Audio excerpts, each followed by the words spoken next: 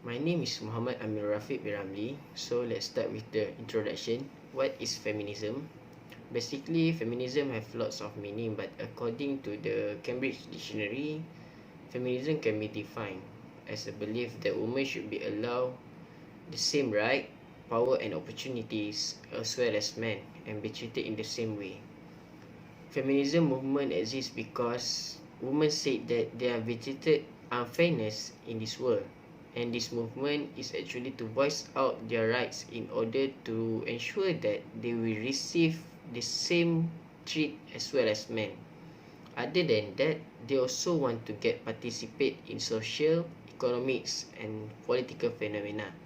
This is because women also have education and knowledge in every aspect, but their participation is very limited compared to men. Okay, so next let's move on to the stage of feminism movement.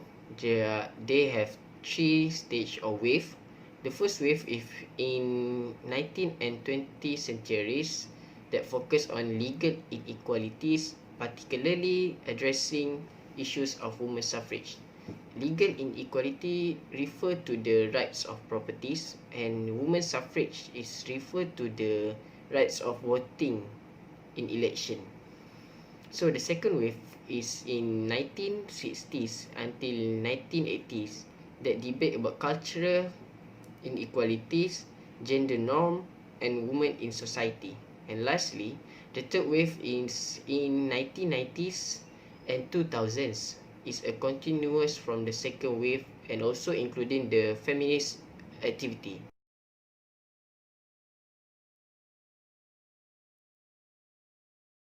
Assalamualaikum. My name is Muhammad Iskandar bin Hamzah. Now I'm going to explain about the issues of feminism. Okay, the first issue is expanding human choice. It can be referred as encourage people to think about their choice is the right. The feminists convince people that their choice is right even they incapable to do the things that they want. The feminists believe that women should be free to develop their human interests and talents like men, even if clash with their abilities. For example, women want to be construction workers, and yes, she has a right to do so. Of course, they can be what they want, but this kind of job is dangerous and it also requires a lot of energy that women are unable to provide. Men are born with the physical abilities. That's why only men can do this kind of job. Other than that, the feminists also fight for the women's suffrage, which can be referred as a right to vote. In the past of ancient Athens democracy, only adult men citizens allowed to vote.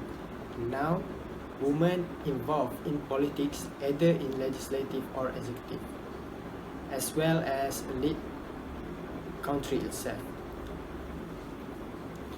For example, Jacinda Ardern is the current Prime Minister of New Zealand. However, the problem arises when the public see traits of being a leader only possessed by men, such as decisive and powerful. Therefore, trust issue towards the government occurred if women lead the country. Next issue of feminism is eliminating gender of stratification. Gender stratification refers to the social ranking where men typically inhabit the higher status than women. The feminists oppose law and cultural norms that limit income, educational and job opportunity for women. There are differences earning between women and men. According to the Census Bureau data in 2018, it stated that women of all races earn on average 82 cents for every $1 earned by men of all races.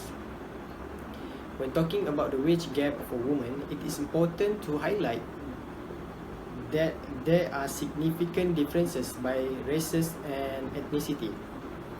The wage gap is larger for most women of colors. Here I show you about the statistic huge gap between male and women with different races.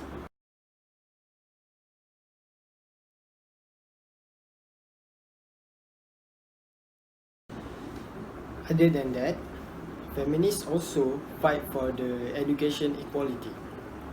From the past, men dominates in education compared to the women due to the cultural norm made them become mother or housewife in the future. Feminists believe educational equality helps to force women become more educated that will help women to achieve a better job such as mid-level manager and senior leaders. The problem occurred when unmarried women increase due to the fact they're educated and interest with the work. According to the Sinar Harian, 18.1% of 4.8 million unmarried women caused by the prioritized career advancement. Therefore, this case will lead to the fertility rate of the Malaysian population drop to the lowest level in the history. Lastly, we proceed to the last issue of the feminism, which is promoting the sexual freedom. Feminists believe that women should have their control over their sexuality and reproduction. This group believes that they need to have a total control of their body. The problem occurred when they fight for the right of abortions. They accepted the perspective thinking of fetus and mother as a separate entity. For example, in the case of the Roe v. Wade in 1973, the court granted women the right to terminate an unwanted pregnancy based on the fundamental right to privacy. They support the argument which is only women can pregnant and bear children, so they subjected to the sexual violence. Therefore, they think right of abortion need to be considered due to the effect of the unwanted pregnancy. Moreover, feminism also promoting sexual freedom by do topless movement. They believe if a man can expose their chest, women also can show their breasts to the public.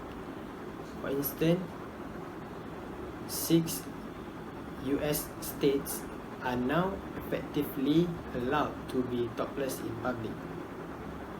According to the US Circuit Court of Appeal, the court ruling determined the law was based on the negative stereotypes toward women's breasts but not toward men's chest as a sex object. So that's all for me. Thank you.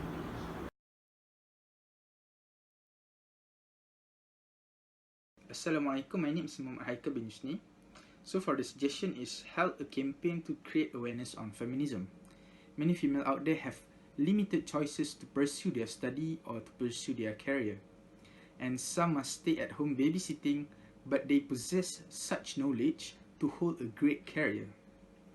Campaign can be held either online or physically to inform the female individuals that they have the rights to become what they dream of. And from the campaign, they can infer that they have such rights to pursue their dreams to the next level, and nothing can stop them from doing so, even some may disagree to it. So for example, some might say women cannot become a leader because they cannot control their emotions. I would say that that is untrue, because these days we have so many female leaders in this world. For example, in the United States America, the first female vice president is elected, which is Kamala Harris. Next is abolishing pay gap between gender. Many cases involving women in workplace were discriminated and harassed, especially in terms of the payment. This problem can be solved through standardized payment, which people should be paid the same amount for the same job. And the employers must pay someone because of the gap of position or rank in the organization, not because of what gender the employees are. So, the organization can implement results-based evaluation, which great performance are rewarded with additional incentive or bonuses, and not rewarded because simply the employee is a male. Therefore, employers play a crucial role in eliminating the gender pay gap. So for the last suggestion is educate the public on freedom of female sexuality. People which is men don't possess the women's body, so the female are free to do what they want and not solely obeying on the man's desire. The public, especially men, need to be educated that they cannot force women into doing something that they want to, since they have the rights on their body. So this is also important to teach the stereotypes who always judging the women's body or known as body shaming. So through this education, people, especially men, will become more respectful and not easily judge the women, and on the other hand, the women itself can learn to love themselves regardless of what type of their body is.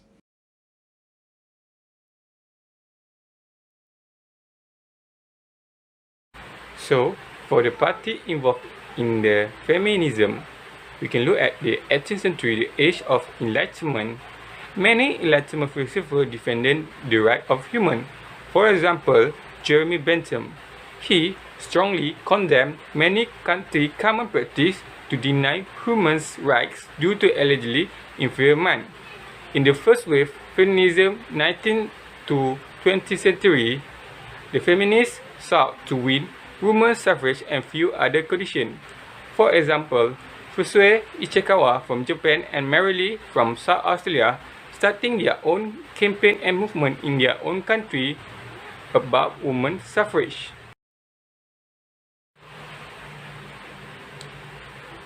In the second wave feminism in 1960 until 1980, the feminists focused on other cultural equality issues. For example, we can take a look at Betty Friedan, the writer of the Feminine Mystique. He related to the discontent women who fell in being shunted into homemaking position after their college graduation. There also appeared on multiple feminist movements such as black feminism, radical feminism, lesbian feminism, and many others in the West.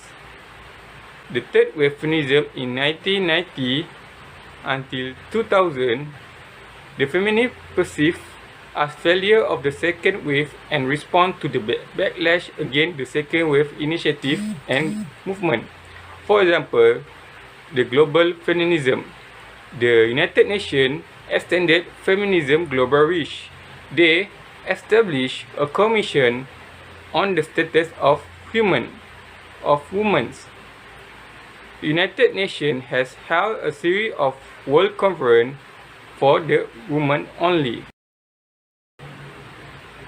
The fourth wave feminism after early 2000, the feminism is about movement that combine politics, psychology, and spirituality in a overarching vision of change.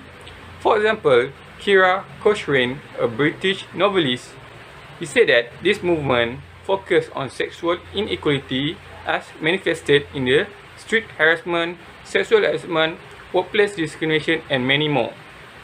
Another example is the Everyday Sexism Project, and a social media campaign is about to document everyday example of sexism as reported by contributors around the world.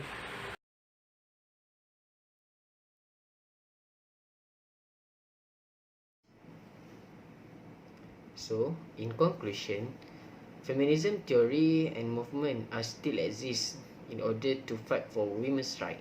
This is because until today there are a lot of issues that involve women's rights, such as their participation in workplace, their salary issue, and sexual harassment against women. As an example, Women's March is a demonstration of women's fight for their rights. The latest Women's March is in 18th January 2020, which based on a few themes, which is reproductive rights, immigration, and climate change.